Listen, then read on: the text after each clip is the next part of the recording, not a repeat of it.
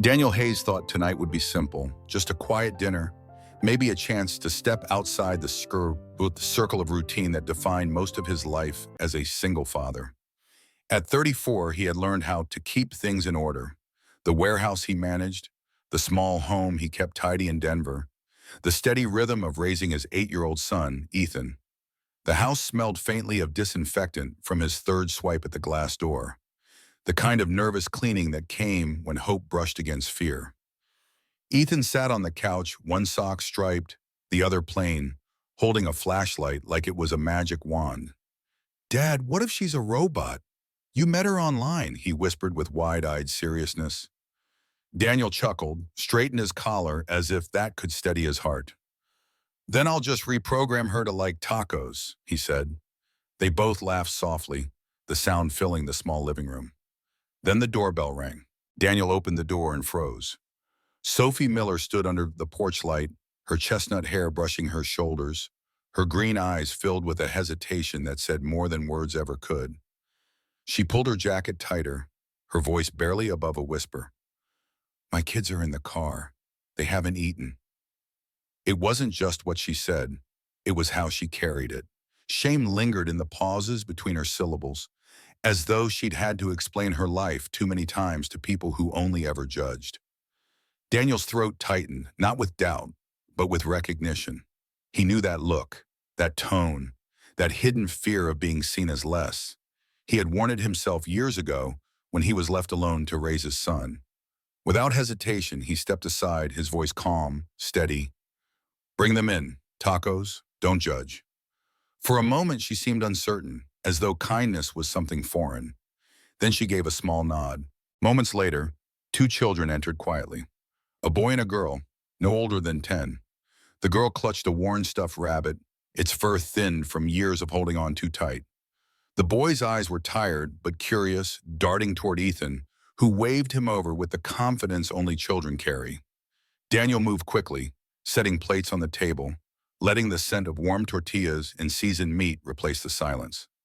Sophie sat at the edge of the chair, her posture stiff, as though she feared overstaying. But Daniel knew the silence didn't need to be heavy. He remembered too well what it felt like to walk into a room and pray you didn't look too hungry, too exhausted, too fragile. He glanced at her, offering a small, reassuring smile. She looked up, startled, like someone who hadn't been truly seen in a long time. And in that quiet moment, Daniel realized this night was not just about a date. It was about something far more important, the chance to give 3 strangers a seat at his table, and maybe the beginning of a story none of them expected. The table felt smaller with 4 plates instead of 2. The quiet clinking of forks filled the spaces between breaths. Ethan leaned in to tell Sophie's son about his favorite video game, their voices soon blending into a rhythm of boyish laughter. The little girl sat pressed against her mother, nibbling on a tortilla, still holding her worn rabbit. Daniel watched all of it with a kind of tenderness he didn't expect to feel that night. The sight of children finding comfort faster than the adults who carried their weight. He turned his attention to Sophie. She sat with careful posture, shoulders drawn slightly inward, her eyes darting from the food to the children, as though waiting for someone to remind her this was all too much. Daniel understood that look. It was the same one that used to live on his face. He set his fork down, leaned his arms gently on the table, and spoke in a voice steady enough to carry truth without pity. "I was a single parent at 26, he said, quietly, watching her lift her eyes in surprise. "My wife left, emptied our account, and for a while I thought I wouldn't make it through. There's this walk you do when you're exhausted and hungry, but you try not to show it, because if people notice, they make assumptions you can't fight." He paused, his gaze softening. "I know that walk, Sophie. I know it better than I'd like." Her eyes glistened, a sharp breath catching in her chest. For a moment she said nothing, only studied him as if trying to measure whether he truly understood. Then with the faintest shake of her head, she whispered, "No one's ever said that to me before." Her voice trembled, not because she was weak, but because she'd been unseen for too long. The kids were already deep in their own world. Ethan showing off his Lego tower, while Sophie's son added pieces with careful precision. Laughter echoed down the hallway. Sophie looked toward them and then back at Daniel, her lips curving in the smallest of smiles, one that seemed to lift the heaviness off her shoulders, if only for a second. Dinner stretched longer than either of them planned, not because of the food, but because silence no longer felt dangerous. It felt safe. When the plates were cleared and the children curled up on the couch watching cartoons, Sophie lingered at the edge of the room, her hands folded in her lap, eyes downcast. Daniel noticed the way she chewed her lip, gathering courage for something she needed to say. Finally, she whispered, I almost didn't come. I was going to cancel, turn the car around before I ever got here, but something told me not to. She lifted her gaze, vulnerable and steady at once. I don't know why. Daniel leaned back in his chair, the corners of his mouth softening into a smile that wasn't rushed or forced. Good, he said simply, because I think tonight was meant to be. The words landed gently but carried a weight neither of them could ignore. Sophie's eyes lingered on him, a flicker of disbelief wrestling with hope. In that quiet space with children's laughter weaving through the walls, the air between them shifted. What had begun as a hesitant dinner now felt like the start of something unexpected. Not a coincidence, not an accident, but a meeting that carried the shape of destiny. The evening had softened into something almost tender. The kids curled into blankets on the couch, their laughter fading into the steady hum of cartoons. Sophie sat a little closer now, her posture less guarded. Daniel thought maybe, just maybe, the night would end with a sense of calm, but peace has a fragile way of trembling before it breaks. Through the front window, just beyond the glow of the porch light, a shadow lingered. Parked 3 houses down, a black sedan with tinted windows idled in silence. Daniel hadn't noticed at first, too caught up in the small miracle of connection at his table. It was Sophie who saw it, her eyes flicking toward the glass twice in the span of a minute, her fingers tightening around her sleeve as if the fabric might shield her from what she feared. Daniel followed her gaze, his instincts, honed from years of raising Ethan alone, sharpening instantly. He lowered his voice so the children wouldn't hear. Sophie, he said gently, is someone following you? Her breath hitched. She tried to answer, but words snagged in her throat. Finally, she leaned closer, her whisper carrying the weight of a secret she'd been forced to live with. I don't know for sure, but I think it's him. Logan Pierce, she. The name carried a chill. She didn't need to explain further, but she did, her voice trembling in the quiet. He doesn't want custody, Daniel. He wants control. He checks the GPS on my car, calls if I drive somewhere he doesn't approve. He's already moved on to his 3rd girlfriend this year, but somehow I'm still the one he wants to punish. Daniel's jaw tightened, his chest heavy as he looked toward the living room where the kids giggled over a cartoon character. In that instant, something shifted. This wasn't dinner. This wasn't a date. This was a rescue. He placed a steady hand over hers, grounding her trembling fingers. You're safe here tonight. I won't let you walk back into that. His voice wasn't loud, but it carried the weight of a promise. Sophie blinked rapidly, her lips parting as if to protest. Why are you being kind to someone you barely know? The question cracked in the air, filled with disbelief born of too many disappointments. Daniel looked at her for a long moment before answering. Because someone once showed me kindness when I didn't deserve it either, and it saved me. He didn't tell her the whole story, that a neighbor had offered him work when he had nothing left, when his wife had vanished and his world had fallen apart. But the truth of it lived in his voice, and she heard it. Outside, the sedan's engine turned over, headlights briefly flashing across the street before it slipped away into the night. But Daniel knew better than to believe it was gone for good. Men like Logan didn't just disappear. They circled, waiting for weakness. Sophie's shoulders sagged with exhaustion, yet her eyes held a flicker of something else now. Relief, maybe even trust. Daniel rose quietly and led her down the hall where the guest room waited. Stay here, he said softly. Let the kids sleep. You don't have to fight this alone anymore. She nodded, tears brimming, though she tried to hold them back. And for the first time in a long while, she let herself believe him. The house settled into a hush after the children drifted to sleep, their small bodies tangled in blankets, their breathing soft and even. Sophie stood in the hallway, uncertain, her hands clasped together as though bracing for the moment she would be told to leave. Daniel leaned against the doorframe of the guest room, his expression calm, but his words carried a quiet finality. You and the kids can stay here. I'm not letting you go back out there tonight. Her lips parted as if to argue, but the fight left her almost as quickly as it rose. The weight she carried was not just fear, it was the exhaustion of always running, always apologizing, always looking over her shoulder. Daniel, she whispered, her voice frayed, I don't want to be a burden. You're not, he replied gently, meeting her eyes with steady certainty. This house is small, but it's safe, and sometimes safe is all anyone really needs. Something in her posture softened. For the first time, she didn't stand like a woman waiting for the ground to fall away. She sat on the edge of the bed, shoulders slumped, but not from defeat, rather from release, as though she had permission to set down the armor she'd been carrying for years. While Sophie tucked her daughter in, her son sat cross-legged on the floor with a handful of crayons scavenged from Ethan's toy box. His small brow furrowed in concentration, his tongue pressed against his lip, the way children do when their world narrows to one important task. Daniel crouched beside him, watching as color filled the page. Slowly the picture took shape.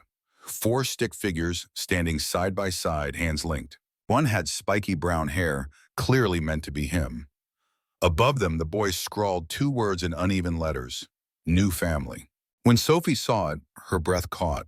She pressed a hand to her mouth, her eyes glistening, but no sob came, only a trembling silence that said more than words. She knelt beside her son, brushing his hair back gently. It's beautiful, she whispered, her voice breaking on the last syllable. Daniel glanced at her, but didn't speak.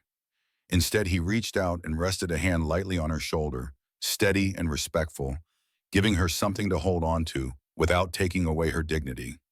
She closed her eyes, allowing herself that brief anchor, the kind she hadn't trusted in years. Later, when the lights dimmed and the house settled, Daniel sat at the kitchen table alone.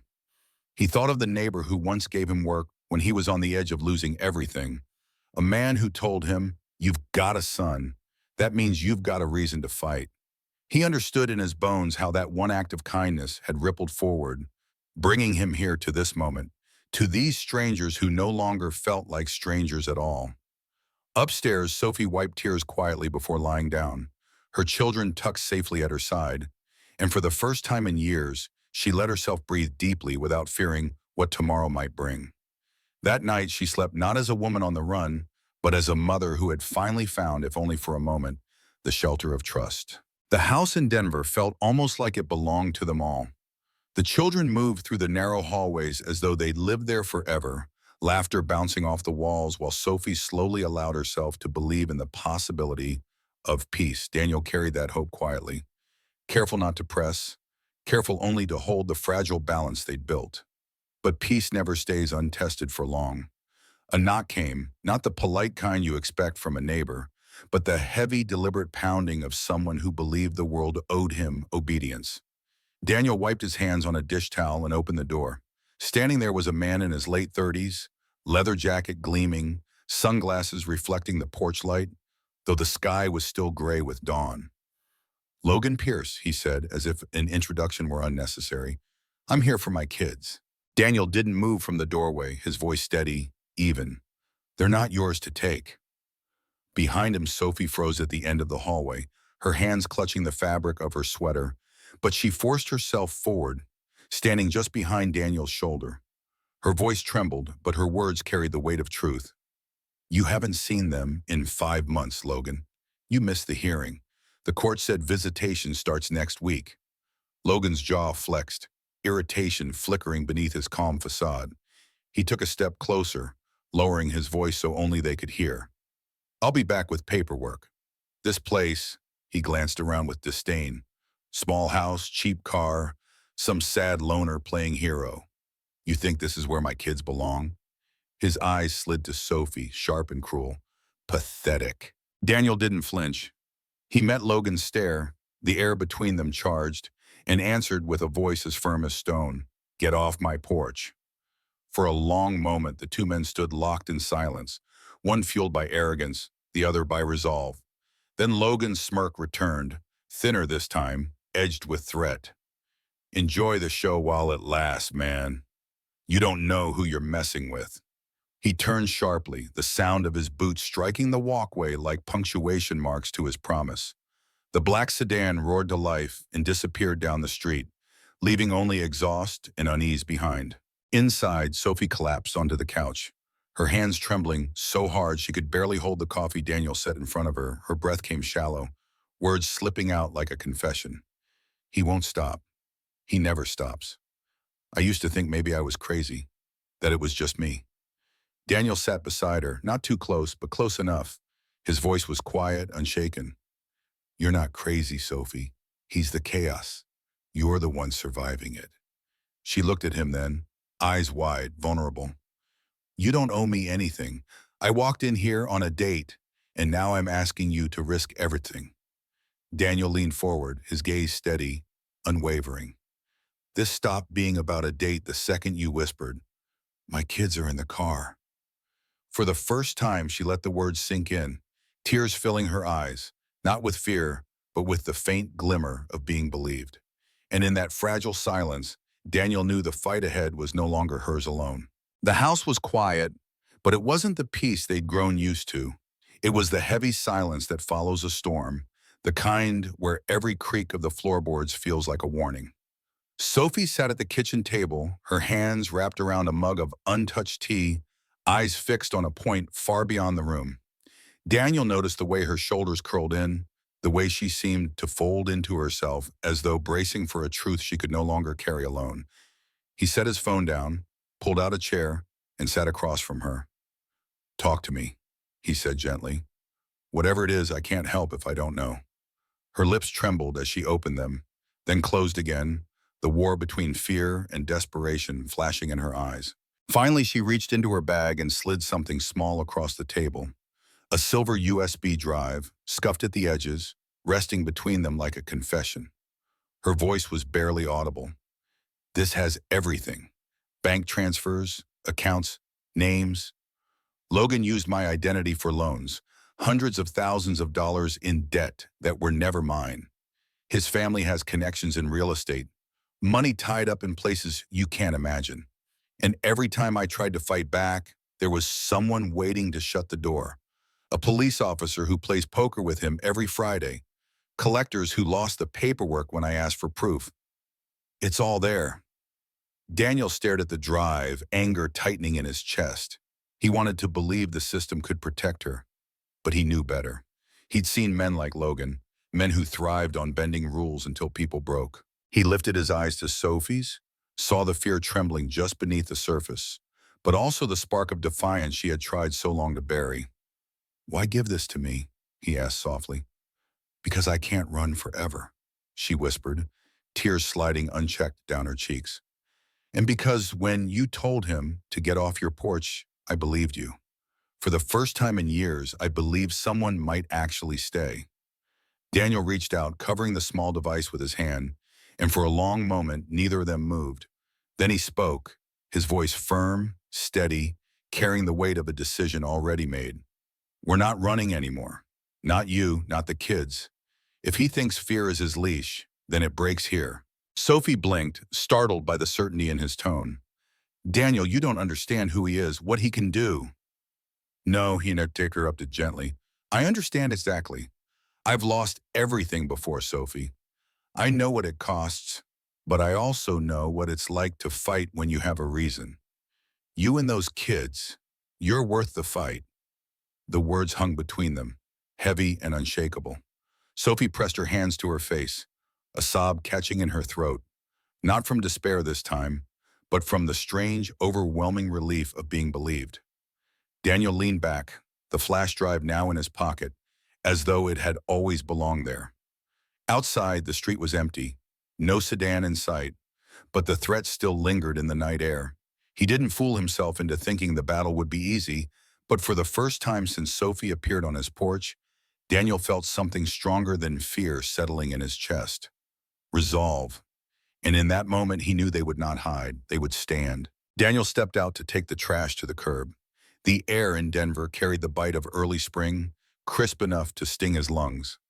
As he walked past Sophie's car, parked along the street, something caught his eye, a faint glint under the rear bumper, small and deliberate. His stomach tightened. Instinct told him before reason did. He crouched, reaching under the frame until his fingers brushed against cold metal. It was no bigger than a pack of matches, sealed tight with a magnetic casing, a GPS tracker. He pulled it free, holding it in the porch light, the tiny device humming with the unspoken truth. Logan hadn't just been watching from a distance. He had been inside their every move. By the time Daniel returned to the house, his chest felt like it was carrying both fire and stone. He waited until the kids were asleep before making the call. Caleb Foster, an old friend from his systems engineering days, now worked in cybercrime analysis. Daniel hadn't asked him for a favor in years, but tonight, he didn't hesitate. "Send me what you've got," Caleb said after a long pause. "I'll dig." While Sophie sat quietly sketching with her daughter in the living room, Daniel's phone buzzed. Caleb's voice came low, urgent. "It's not random, Daniel. The tracker's registered to a shell company. The name looks clean, but funding traces back to a Pierce family trust. Your guy didn't even bother to cover his tracks. Well, he thinks he's untouchable." Daniel thanked him, slid the phone back into his pocket, and stepped out onto the porch. The night was still, a single street lamp buzzing overhead. Sophie followed a moment later, wrapping his hoodie tighter around her shoulders. Her face was pale in the glow, her eyes searching his. "You found something, didn't you?" He opened his hand, showing her the small black device. Her breath caught, her hand flying to her mouth. "He's escalating," she whispered. "This is what he does when he feels like he's losing." Daniel turned the tracker over in his palm, then met her gaze. "Then we make him lose more." He leaned forward, his voice steady but firm. "Peace doesn't show up on its own, Sophie. We fight for it. We guard it like treasure, and this time we don't let him take it from you." Her eyes welled, tears glinting, though she tried to blink them back. She shook her head slowly, disbelieving. "You could walk away. You could tell me this isn't your problem. Why stay?" Daniel's answer was simple, but it carried the weight of everything he'd endured. "Because I know what it's like to feel hunted, and I know what it's like to fight alone. I won't let you go through this without someone in your corner." The porch fell silent except for the faint hum of the streetlight. Sophie's shoulders trembled, but for the first time, it wasn't from fear. It was from the fragile hope that maybe, finally, she wasn't standing alone. She exhaled shakily, whispering a single word almost too soft to hear. "Thank you." Daniel slipped the tracker into his pocket, no longer a symbol of control, but of evidence. He looked out into the quiet street, knowing Logan would be back, knowing the fight was only beginning. But with Sophie at his side, with the children asleep safely upstairs, his resolve solidified into something unbreakable. Tonight, fear lost its hold. Tonight, the battle shifted. The morning air outside the elementary school was filled with the usual sounds: children laughing, backpacks unzipping, parents calling out quick reminders before the bell. For Sophie's kids, it should have been an ordinary day, but as Daniel's truck pulled to the curb, he saw the figure leaning casually against a sleek black car. Sunglasses, leather jacket, that same smirk he'd seen on his porch. Logan Pierce, arrested him. It was Sophie's daughter who noticed first, her small hand freezing on the door handle, her voice catching as she whispered, "Mom, he's here." Her fear sliced through the moment, erasing the normalcy of morning drop-off. Daniel's grip tightened on the steering wheel. He stepped out before Sophie could speak, his boots striking the pavement with purpose. Logan looked up from his phone, pretending to scroll, as if his presence was nothing more than a coincidence. But Daniel knew better. "You touch me," Logan said coolly as Daniel approached, "and I'll have you arrested." Daniel didn't flinch, his voice low, firm enough to cut through the chaos of the schoolyard. "Go ahead, but before you do, maybe ask your family lawyer how those shell companies are holding up." Logan's smirk faltered just slightly. Daniel took another step closer, his eyes locked on the man who had spent months tightening chains around Sophie's life. "I know about the fake loans. I know about the GPS tracker under her car, and so does a friend at the DA's office. All of it's documented now. You want to play this game in court? Then get ready to lose for the first time." Logan's mask cracked, his jaw flexed, the charm slipping to reveal the edge beneath. You think you're a hero? He sneered, voice pitched low enough to keep the parents nearby from hearing. I'm not a hero, Daniel answered, steady as stone. I'm a father, and I'm not letting your control define their lives anymore. For a long moment, the two men stood locked in silence, a storm of tension swirling around them, while the ordinary world of children and laughter carried on just feet away. Then Logan broke it, pulling his sunglasses back into place, retreating with a final glare. This isn't over, he muttered. Daniel watched him slide behind the wheel of the black car, the engine roaring as Logan pulled away from the curb. He knew the words weren't empty. Men like Logan rarely left quietly. But for now, the children were safe. Sophie was safe. And that was enough. As Daniel walked back toward the truck, Sophie's eyes met his through the glass, wide with fear, but softened with something else. Trust. For the first time, she'd seen someone stand in the open for her, unflinching, refusing to bend. He climbed back in, started the engine, and drove toward the day ahead. But inside, he knew the confrontation was just a prelude. Logan had retreated, yes, yet the battle waiting in the courtroom would demand more than resolve. It would demand everything.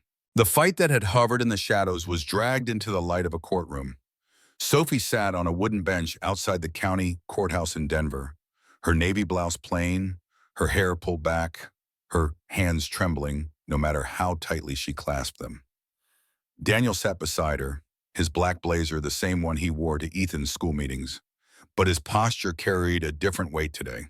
This wasn't about grades or parent conferences. This was about survival. Logan had filed an emergency motion for full custody, pushing it through with the speed only money and influence could buy.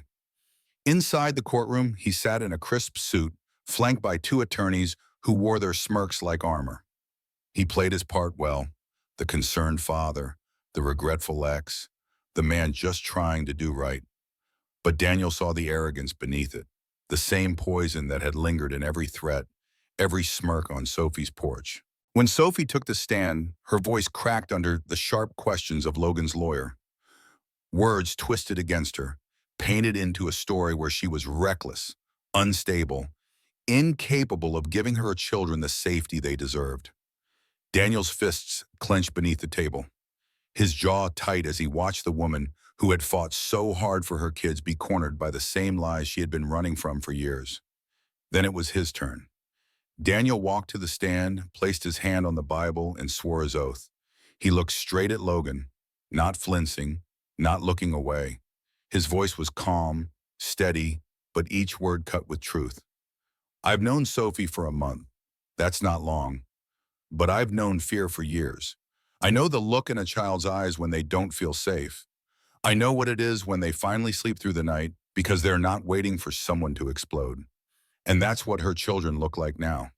Safe. He turned toward the judge, his tone unwavering.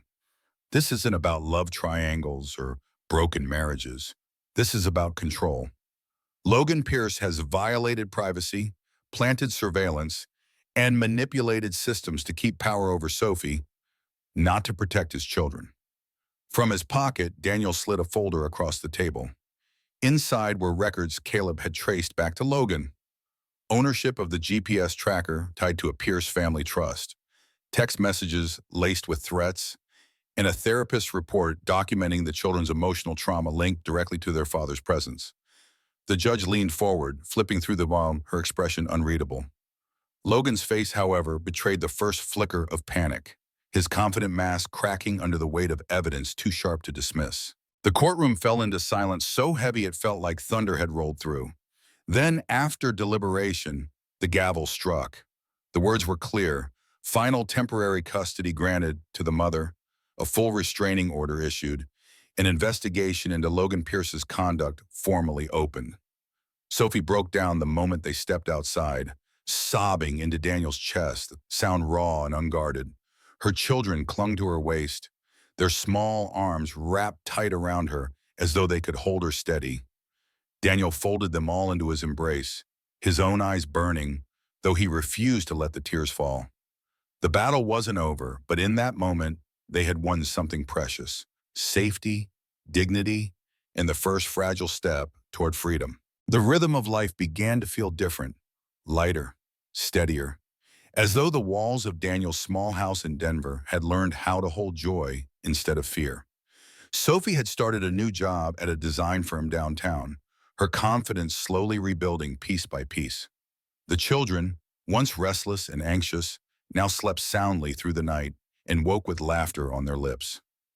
Even Ethan seemed transformed, his home now alive with more than just the sound of his own footsteps. On one quiet evening, the backyard carried the scent of marshmallows roasting over a small fire pit. The kids' laughter rose and fell like music, drifting through the air before fading into yawns and sleepy eyes.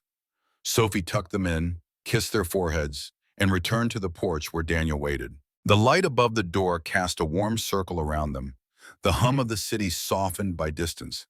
She leaned against the railing, her voice almost a whisper. "Do you remember that night I showed up and said, 'My kids are in the car'?" Her words lingered, fragile but steady, carrying the echo of a beginning that already felt like a lifetime ago. Daniel looked at her, his eyes reflecting the porch light, a smile curving gently at the corner of his mouth. "You look terrified," he said softly, "but your eyes, they weren't begging.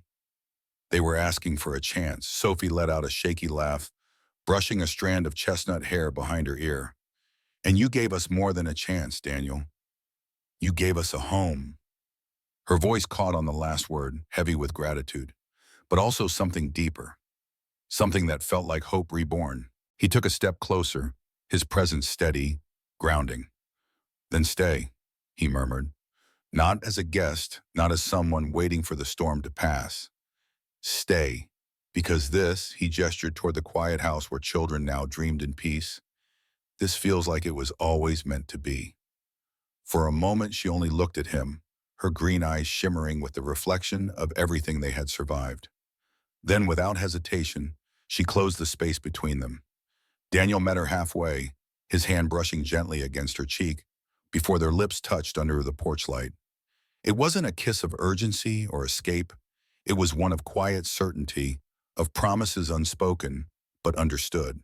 In that moment there was no fear, no shadow of the man who had haunted her steps. Only warmth, only peace. When they finally drew apart, Sophie rested her forehead against his chest, her voice barely audible. "We're a family now, aren't we?" Daniel's arms wrapped around her, pulling her close. "We've been one since the night you knocked on my door," he whispered. Above them, the porch light flickered gently, casting its glow over a scene that once seemed impossible. A mother, a father, and children sleeping soundly inside. Not perfect, not untouched by scars, but whole in a way that mattered most. In a quiet Denver home, Daniel Hayes opened his door for a blind date, expecting a simple evening. But Sophie Miller's trembling words, "My kids are in the car. They haven't eaten," shifted his world. A single father who knew the weight of struggle, Daniel welcomed her children without hesitation, offering tacos and a safe space. As Sophie's past, shadowed by her controlling ex, Logan Pierce, emerged, Daniel stood firm, confronting threats and uncovering evidence to protect her family. Their journey from a hesitant dinner to a courtroom victory forged a bond not of chance, but of choice, a family built on trust and courage. This story unveils a profound lesson. True strength lies in choosing to stand by someone in their darkest moments, offering safety without judgment. Daniel's unwavering support and Sophie's bravery in sharing her truth teach us that family is not defined by blood, but by those who choose to fight for you when fear looms large. In a world quick to judge, their story reminds us that kindness, whether a shared meal or a defiant stand, can break chains of control and build homes where love thrives. Their kiss under the porch light, with children sleeping soundly, proves that hope can rise from vulnerability when we dare to believe in each other. If this story stirred your soul, share in the comments. Has someone's kindness ever given you strength in a tough moment? Tell us where you are watching from and if you believe in chosen families. For more tales of courage, love, and second chances, hit subscribe now, join our community, and keep these heartfelt stories alive, one moment at a time.